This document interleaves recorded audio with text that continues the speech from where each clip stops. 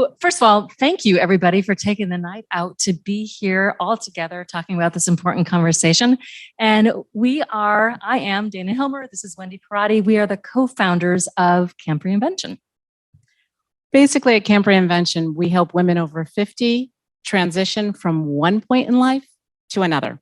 So that's why it was so perfect that we were asked to help with the transition between our wonderful panels, between our conversations about, debunking these myths and misinformation that we have about menopause. And of course, our fabulous celebrity women that are here to join us talking about misinformation, but also just talking about getting it real and real talk about the topic and about the experience.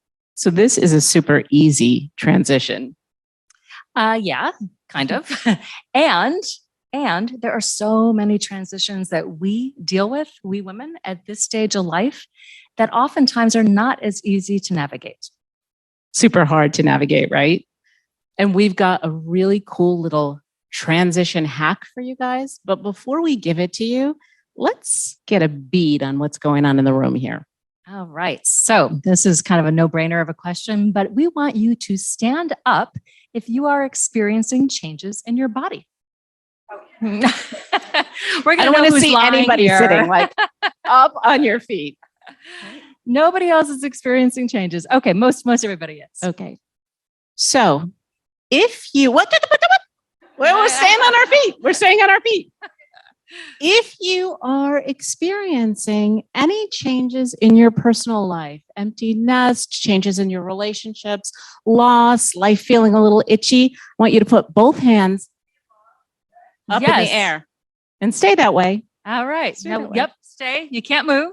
All right. Next question is, are you considering or currently navigating some sort of change in your professional life? What we want you to do is be where you are and bounce up and down. Okay. So these are the bouncers. They're also experiencing career or professional changes of some sort. All right. So I'm wondering, should we just leave them stuck here?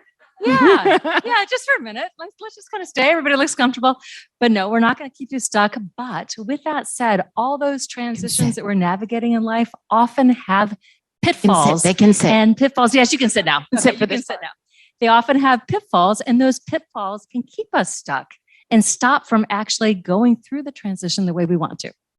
And that's any transition, whether it's the transition in your body and how you're feeling about that, whether it's a job transition, whether it's a transition in your personal life, there are lots of sticky spaces in there. And so we've got this really cool little tool. It's really simple. It's really easy to use. And if you practice it, it can get you through your transitions. And get this, I swear this is the truth. Through these transitions, moving toward that best version of yourself and your life 100% of the time. That means no life gets in the way moments. So at Camp Reinvention, we call this tool the compass point. And the compass point is very simple, but it's a game changer. The compass point is a feeling state. It's asking yourself, how do I want to feel about myself and about my life on my very last day? How do I want to feel about myself and my life on my very last day? And when you use that as a filter for the decisions you make, it will always, 100% of the time, lead you in the direction of this life you want to be experiencing. And isn't that what it's about? So notice she said feel. This is not a goal. This is not, here's what I want to accomplish, here's what I want to do, here's what I want to be. How do I want to feel about myself and about my life on my very last day? Once you've got that compass point, all you have to do to filter any decision or transition is ask yourself the simple question: does it bring me closer to or farther from my compass point? I have a choice between two things. Which one brings me closer to my compass point? All of a sudden, you've got a way that's so simple and aligned with who you really are to move you through. So before we close out, we actually have a giveaway, and this is a giveaway of one of our programs. We offer multiple programs. Two of them are our accelerator programs. One is for those that are looking for a career change, and the other is for those that want to get back to loving their body. Okay, so it's a $3,000 value program. One of you is going to receive that program free. And Wendy's going to tell you who that is. So find your little menopause map, the little pink square map. Find your map, find your map. Someone has a compass drawn on their map. Does anybody have a compass drawn on their map? Little compass in the corner? It's in the top left-hand corner. Oh, it's 3 stars. Okay. Woo! Oh, do we have a winner? Okay. Do we find So out who come it is? and Yes. see us and we'll tell you about making the choices. Yay! Woohoo! Awesome. Welcome to camp. Welcome to camp. So what we're going to do is we have a little booth area over here. Come on over and chat with us and we'll give you the details. Yay. Awesome. Welcome to camp. And you're officially transitioned. Thank you, ladies. All right. Thank you. It's wonderful when you can reinvent your life and find a new path. At CARE, that's all we think about is how do we reinvent skin. But anyway, this is all about reinventing life. We actually have another giveaway thanks to the generosity of Hot Girls Pearls, which is over there. Please check it out. So there are some of you who have a star in the corner of your map. And if so, you get to win a Hot Girls Pearls jewelry. 1 star. One A star. single star, handwritten in the corner. Take right. a look. So you know what Hot Girls Pearls are, right? You've gone over there, you've seen them, right? Because they cool you right down. Oh my God, there's a winner back there. There's a winner. Jewelry. Oh, We there's have another winner. 1 winner, 2 winners. I think we have 4 or 5 winners. Where are the rest of you? Oh, Oh, we got 3 winners. Yes, the star. Okay. You're 3 winners. Who else? You guys, Anybody it's- else? All right, go see. I have to Leslie. say, I have to give Hot Girls Pearls a lot of credit. It's a smart idea because, listen, nobody wants to be embarrassed. You can put on a piece of jewelry and stay cool for an hour, and that's usually pretty good enough. And they do pretty well, by the way, with people who are not having hot flashes, who are just going to a summer wedding and nobody should have to go to a wedding in the summer in August. But okay, so there's a lot of solutions here. And I want to point out some of the other very interesting solutions that are around outside. We have hot flash tea with Denise Pines right here, who's going to be on our next panel. We have some other things. Please check it out. We have Bossa bars, which are incredible to deal with that middle. That's one of the biggest complaints that we at Care Beauty hear about. They're like, when are you going to figure out something about middle? Like, you can go to the Bossa bars, have a very, very healthy bar instead of a kind bar, which actually has a ton of sugar, ladies, and do something about it. So I want to now jump into our second panel. If I could bring everything up, everything, listen to me, everybody up. We have Denise, we have Stacy, we have Jennifer, and we have Veronica. I'll do a brief introduction. But actually, I'm not going to do the introduction because Carol Montgomery has kindly agreed to host this panel that's called Pop Culture and the Pause. So, Carol, Yes. where are you? Oh, you're right I'm here. right here. All right. You're way always ahead of looking me. for I'm me. I can't. This thing is shining in my eyes. Okay. Yeah. There's something with the yeah. This is like Vegas time for me. So I'm going to move over here because I can't. What a great first panel, ladies, huh? And camp reinvention. Oh my God. There was one thing about it came to me. When they were talking about like how doctors, especially male doctors, don't really know what they just look at us like, we're nuts. So when I was going through perimenopause, I was spotting. So I go to my doctor and I go, I'm spotting. And this is what the male doctor said to me. He goes, well, Carol, you're like an old car and you're leaking oil.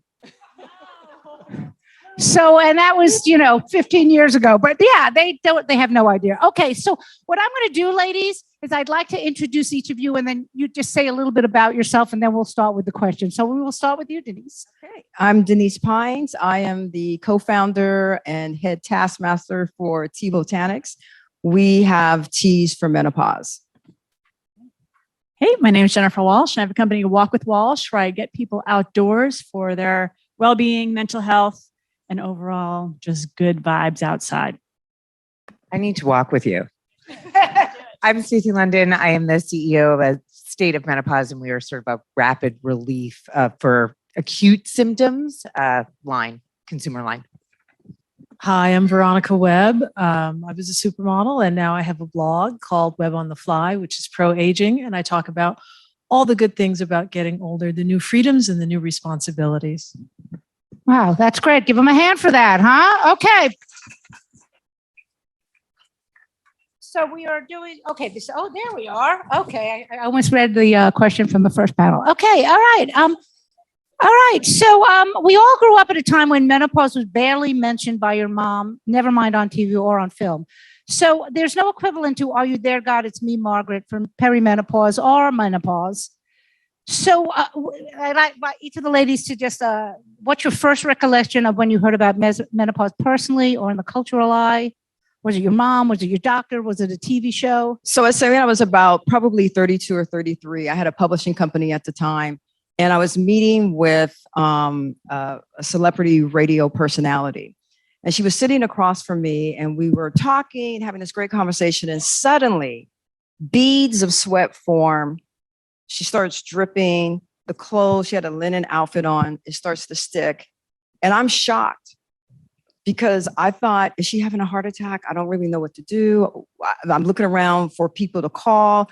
And suddenly she goes, "Oh, honey, don't worry about it. I'm having a hot flash." I just thought, what the hell is that? Like, I don't want it. And really? And I remember going home and talking to my mother and asking her, "Do you get hot flashes? I'm just not seeing it." And she didn't have them. She didn't get hot flashes. But what she did get was really, really heavy periods. So I was thinking that was what was going to be my story. And my story became, I actually got hot flashes. That's good. My first recollection, I think, is honestly Golden Girls, to be honest. And that was really, it's the only time I really knew about hot flashes was this TV show. But I had a company called Beauty Bar that I started back in '97. So I had a chain of retail stores all around beauty and skincare. And I used to have a lot of women coming in. And that was my first, there was no doctor. Doctors didn't talk to me about this, but the women that were coming into my stores talking about beauty and was doing their makeup. And a lot of them were saying, "I'm having a massive hot flash." So that was my first real diving into being a part of this conversation with women. And here I was 34, 35, and I had to touch them and do their makeup and think, okay, this is something I have no idea what it's about, but now I'm dealing with it for these poor women. That was my first take. My first take goes back a little bit further. So some of you in this room may not know what I'm talking about, but my first encounter with menopause was with Mrs. Edith Bunker. Yes. Right? Yes. And the crazy thing was not only was she having a hot flash, she was so mean to Archie. Remember, she screamed at him and Archie was like, like a woman speaking up. Oh my God. Right. But what I really, truly remember about that, what I to this day kind of cringe over, is that I was a little girl. I was a little kid. And I thought Edith was in her 70s. Oh. Now it turns out that when Jean Stapleton started All in the Family, she was 48. Wow. So it is a very weird perception that I carried with me, thinking that you started menopause much, much later in life. So lo and behold, the first time I had a hot flash, I was like, this cannot be happening to me because I am not Edith Bunker. I was born when my mother was 46 years old, and people used to talk about, like, I remember hearing my aunts and my uncles and the neighbors say, "Oh yeah, that's the miracle baby. Marion had her when she was 46. So I never really knew what that meant, like, okay. But it also gave me this feeling that, like, menopause was something that would never kind of happen to me, or it would happen so late in my life that it wouldn't even be an issue. Right. And then I was around 42, 43, and my sister said to me, who's about 8 years older than me, she said, I'm starting to flash. And I said, "What does that mean?" And she said, "I'm getting hot. You know how, like, when we were little and, like, people used to say, 'I'm having my own private summer'?" She's like, "Well, it's happening to me." And I thought, what? No, she's eating spicy food, whatever. It's not going to happen to us. It's going to happen much, much later. And my mother was an RN, right? And my other sister's a doctor, and no one really talked about menopause. And when it happened to me, it caught me so unaware, and I had every single symptom that you can imagine, like heavy periods, brain fog, hot flashes, can't sleep, depressed, everything. And, and my husband was like, what's wrong with you? I want you back. And he actually found a menopause provider for me because I just thought, well, I'm going crazy. It can't be menopause. And then when I shared it with my daughter, who at the time was in, I think, 8th or 9th grade and one of the top biology students in the country. And when I was explaining like all the different symptoms and the things that were happening, she looked me dead in the face and she said, fake news, Mom. Are you kidding? And she's like, they're not teaching us anything about this.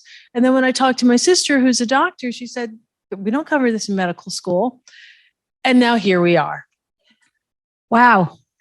That was, wow. Yes. I don't know if we don't talk about menopause. I don't know what it is. Is it because all of a sudden now women, because in society's eyes, we're supposed to just be giving birth and then all of a sudden we can't. So now all of a sudden throw us to the curb. I don't know why menopause is such a, it's such like a dirty word. There was nothing that you could really do about it. You just kind of had to put up with it. Like my mom, who was born in 1924, she had to put up with it. Right. There wasn't hormone therapy. You didn't talk about it. There was no sexual wellness store at the Mayo Clinic, like Dr. Poole over here, give her a hand, just started. Yes. So you had to, you just had to deal with it. So, and, we were from a generation where nobody sat around and talked about your feelings. You just got on with it. Yeah, it is amazing. Like even with periods, like I remember my mother, which would go into a room in a dark room for a week when she had a period. And I never knew why. It's like, why isn't Mommy cooking for us? She just, and Mommy was like, I'm drinking bourbon, leave me alone. You know what I mean? So, and that was just the period. So I don't even remember when my mother went through menopause, because it was such a taboo thing. And once again, this is why this event is so great, because we're talking about it, ladies. That is why it's amazing. So next question, in the same vein of TV shows. So if you could choose just like one pop band or a TV show that maybe could change some of the stigma around menopause, what do you like? If you could even come up with your own idea, like the closest right now, Stacy, you were talking about Edith Bunker and how she was in her 40s. Now, the big deal, of course, was when they did the reboot of Sex and the City. And it was like, oh my God, those women were the same age as the Golden Girls. The women who are played on the Golden Girls were the same age as the reboot of. So that's how far we've come. So let's come up with some ideas. Like, do you have a band or like, for me, I would think AC/DC could totally change the. Okay. Anyway, now, ladies, have fun. So for me, I think Spice Girls. So Spice Girls are having a comeback. They should call them Pause Girls. But so they are now 47. Two of them are 48 and 50. Mm-hmm. Right. And they were, to me, when they came out, like the eminent, ultimate empowerment of girls, which is why all the girls went completely, including the moms who took them to the concerts, went completely crazy over them. And they all look really fantastic right now. And in 2019, they started to go out on tour. Then, pandemic, that thing. But I think that if they sort of like embrace, maybe took that, I want to, here's what I want to, like, I want a doctor to listen to me. I love that. You know what I mean? Like, right. I want some of Stacy CBD oil on, like if they really sort of like did something like they made like a little bit of a parody that's really cool that we could sing and dance to. I definitely think that. And then my other person is J-Lo. Oh, yeah. J-Lo she looks absolutely amazing.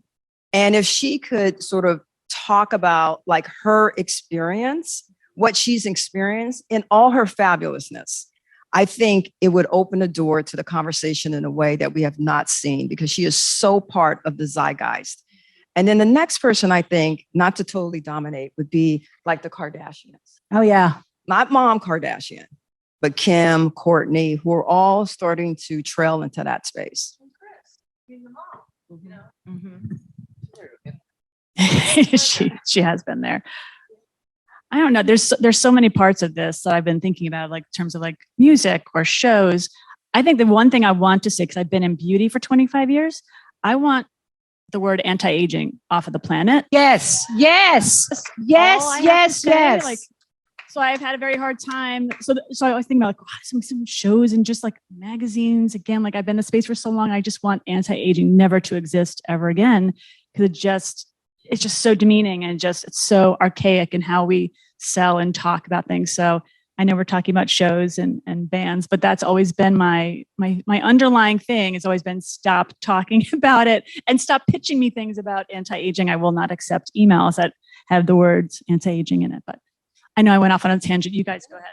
But I actually think that's so zeitgeisty in and of itself. I mean, how many products say anti-aging on them? Yep. How can you be against something that is inevitable? You have no choice, right? It's life. Exactly. So I actually don't know who I would want to talk about this. I think there are so many voices that are up and coming. There are so many companies that are finally hitting the market. There is strength in numbers, obviously. And I do think that celebrity does matter here. I really do, right? Somebody like a J-Lo probably wouldn't have spoken out, but now that other celebrities in this space, everybody probably saw the Courtney Cox tampon commercial that she redid as a menopause commercial. Yeah, that's great. To me, that was like such a brilliant idea. I think the more we give people permission to talk about this by celebrating what they're talking about rather than ridiculing them, we're going to see a lot more people jump on the bandwagon. The one thing that I will say is that in 2019, I went out to LA to pitch a new transformation show about midlife reinvention. Thank you. Nobody else did. I will tell you that literally every streamer, every channel said to me, no one wants to watch middle-aged women on television. Straight to my face. And I said, who do you think is watching television? Yeah. And especially because what I wanted to do was take a lot of the things that we're talking about here, like the midlife crisis, which is a trope and a cliche, mostly because of hormonal chaos and the feelings that we have, the stress around financial strain or raising children, elder care, all of these other tangential things that the menopause experience kind of can usher in, if chronologically, not surgical or medical. I wanted to turn it into a midlife renaissance. Couldn't we do that? Couldn't we do that? Stacy? Veronica, I have to just say something to Stacy. And that was 2019, and my special aired in 2019. Who wants to see middle-aged? The first Showtime special was the highest rated special for Showtime in 2019. So women want to see that. So we need to figure out a way to get that. We will get that on TV because we would all watch that. We would absolutely watch that. I mean, that's what we're here for. I didn't mean to interrupt you, Veronica. So I think maybe one of the biggest ways that we can all affect change, because I know for me, like my mother and my sisters in my eyes are like my idols and my stars and my best friends who, I cherish and look to for everything from laughter to comfort to understanding to, people to set me straight is, just say, hi, I'm Veronica, and this is what menopause looks like. Hi, I'm Stacy. This is what menopause looks like. I'm Jennifer, and just like, again, ownership. And the other night I was at a business dinner with my husband and a few of his partners and their wives, and none of us knew each other.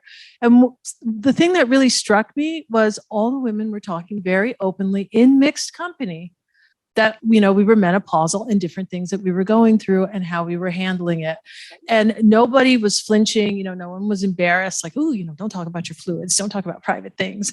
So I think, things are beginning to change. And if we train our daughters and our sons and to understand that this is a normal part of life, you discuss it. It's completely normal. It's no different than adolescence. It's no different than childbirth. And also one last thing, anyone who's going through elder care with your parents, one thing that really helped my mom at the end of her life when she was suffering with dementia was my sister, who's a doctor, figured out my mother had never been given estrogen. And we got so much of my mother back when she started some hormone therapy. She was like, I guess, about 72. Wow. Wow. And that's another thing that we were just discussing is that we're all going through this, and most of us have elderly parents, and we're I'm a caregiver to my mother-in-law, so it's we have to start talking about all of it, because aging is.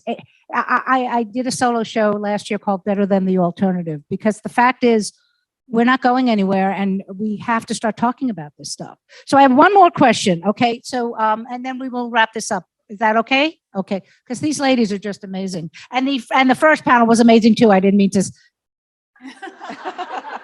I know we're very stressed and hormonal. So I didn't want to. All right. Okay. So, and this is a great question. Like, so what is the way to change? I think what we're talking about, like that we're all doing this and we're talking about it. So is it, do we go to TV? Do we go to film? Do we go to theater? Do we go to TikTok? Yes. Yes. Oh, I think you go to all of it. Yeah. Right? You go exactly. Yeah. For people who are on TikTok, they need to see different things, that happen and play out. For me, I'm in films. I do documentary films. I live in LA, so coming here, I watched Good Luck to You, Leo Grand. I don't know if anyone, right, with Emma Thomas. Yeah. And what I thought was so beautiful about that is that what happened to me personally in the film is I felt like what entered into that film was aging, intimacy, sexual pleasure, both self and other, with a woman that a lot of women identify with, women who lost their husband, who did not actually have satisfying sex. And so she sought out a sex worker. For those of us who are 50 older, it's a gigolo, right? And just the sort of dynamic that occurred through their several encounters that they had. And I thought that was just so powerful to see this woman that we would think, is discarded in terms of her life because she now doesn't have her husband, she's older, but to see her become like re-engaged in life. So I think we're going to get stories. That was a very, very unique story to tell. And it did pretty well at the box office. Not great, but pretty well at the box office. Yeah, I think that's so spot on. I think as long as we continue to have these conversations and show up on social media and show up and not be ashamed, I think the shame thing is like the biggest part of like, we can't live in light when we're living in dark and shame.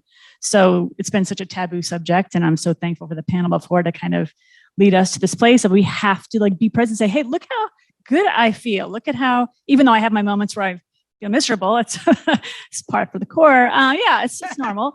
But to know that that's okay and that I'm not going crazy and that I'm not experiencing something that's not normal. It's just being honest and being vulnerable and being like, hey, I'm still here. I'm still present and I'm still fully alive and active in my life. So just to show up, I think that's the biggest part. I agree, obviously, with both ladies who have spoken. And, the other thing that I was thinking about is the fact that running a brand and being a brand right now, I think has a much kind of greater responsibility than maybe it's ever had before, particularly in the nascent industry that is becoming menopause. I feel like the content that we are putting out as brands is going to be incredibly important to this conversation, that it can actually kind of bridge the gap between, the subject matter and the ways to mitigate some of the manifestations, Celeste. Because I do think that, you're going to start to see more of this in television. You are. We've got a ton of people who are celebrities in all fields, but certainly in television and film, who are going to start demanding that roles really portray middle-aged women the way middle-aged women are, or even portray menopause in somebody younger than that. There is somebody yesterday, Markia Dickinson, who was speaking on a panel that we did yesterday, was saying there should be no barrier to entry due to age, right? You should know about menopause when you're your daughter, right? Fake news, mom. I mean, like that is pretty impressive that you were able to have that conversation with her and she's so young. So that's, I do think it is about talking, but I do think it is about also demanding, what do you want to see mainstream? What do you want to see in entertainment? What can brands do as branded content to bring you, let's say, edutainment, where you're getting an education and laughing or enjoying yourself at the same time? And I also think that there's a lot of positives to menopause. Like the freedom, there's nothing like the freedom from birth control. Yeah. Nothing like Yes. Hallelujah. And also, you're a little bit, you're not you're not getting hormonal whiplash all the time. And you have, some more control over your cycle. You don't have sort of kind of, the crazy ups and downs because it does level off. And it's not a condition, it's a phase, it's part of life. It's not a disease, it's something that we should all look forward to. And it brings freedoms and it brings different responsibilities for taking care of your health. But I'm happy to be here. Yeah. Yeah. Woo. Well, ladies, our time is up. Give these ladies a fabulous hand. Denise, Jennifer, Stacy, Veronica. How wonderful. I have a million ideas now for shows. So I'm going to give it back to, yes. Oh. So I'm going to have to go in a little bit, but I wanted to thank you. This was amazing. I loved it. And so I'm going to ask Mayo Clinic if they would approve playing the Spice Girls in the background music. Thank you. That's so wonderful. Thank you guys very much. I just want to also say that tomorrow, virtually, we're doing a menopause talk on race and ethnicity and the different ways that women experience menopause with an amazing panel online. You can get to it through our website, letstalkmenopause.org. We have Dr. Sharon Malone with Omasad Bernie Scott and 2 other medical doctors. So tune in and visit our website, letstalkmenopause.org. We have a billboard in Times Square. I took a picture today. And we're going to keep going with education and advocacy around menopause because a lot has to be changed in terms of healthcare and things like that. Yeah. So Colleen, Bridget, is Bridget here? We're all up here. Well, we're helping to get the card. Yeah, Dr. Cool out. We are so thankful for all of you to be here. We hope that you enjoy the discussion, the conversation.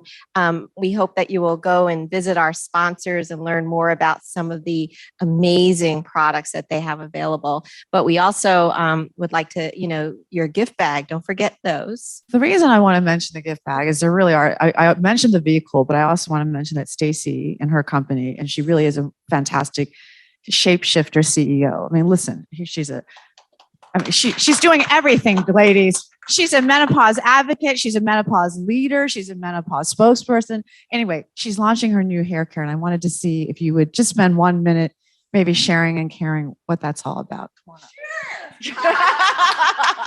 Okay, no problem. I am so excited that we launched hair care. One of the things that we heard a lot from our consumers early on was that, there were several things that were pain points for them. We know that hair is a big topic just in terms of identity, and what happens in middle age is your hair does changes texture. We are not at all medical. We are not talking about hair loss here, but we are talking about differences in texture, how dry it can get, how much more hydration you need. So you will find, I think our shampoo and our conditioner is in your gift bag. Each get one. Yes, And everybody gets a full size one. It's not like one of those little baby samples, okay? It's the real deal. We don't bother with travel sizes. Sorry, guys. Anyway, but really what I wanted to say about it is that one of the things that we found that has been so remarkable is that a lot of people think that using very heavy shampoo and conditioner is actually good for your hair in midlife, right? The viscosity of hair care. The fact is actually the lighter the hair care, the less it's going to break your hair. And that's the thing that people don't actually realize is the weight of the product that you're using can make a huge difference in the way it actually your hair comes out in the shower or in your hands. So what I recommend is please wet your hair, take the shampoo, and instead of really scratching your scalp, put it on like you would conditioner and brush it through.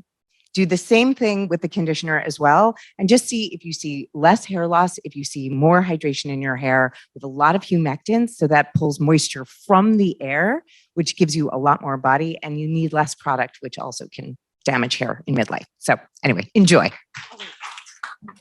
Okay, so a couple of other things. Laura Crane, it has a journal from Hay Perry coming out in November. It wasn't published yet, or it would be in your bag, right, Laura? So instead, we have a very important excerpt. It's just one page, and it's everything you ever wanted to know about how to talk to a doctor, all in one sheet. So I highly recommend you make sure you see this, keep it, I don't know, scan it. Am I allowed to say that? I shouldn't say that. Never mind. Buy the book. That's what I'm supposed to say. Buy the book. I don't even know the name. What is the name of the book, Laura? The Perimenopause Journal. We at CARE, Lori and I, gave you a gua sha because detoxing is important. And there are many other goodies. And I want to say thank you again to all of our sponsors, to every single one of our amazing panelists, and to each of you for being a change maker, for being part of a very important tipping point for society. Thank That's you. right. Let's Enjoy do the it, rest of the night. There's lots of ladies. food. There's lots of cocktails. Yeah, Please. bar is open. Bar is open. Let's go. All right.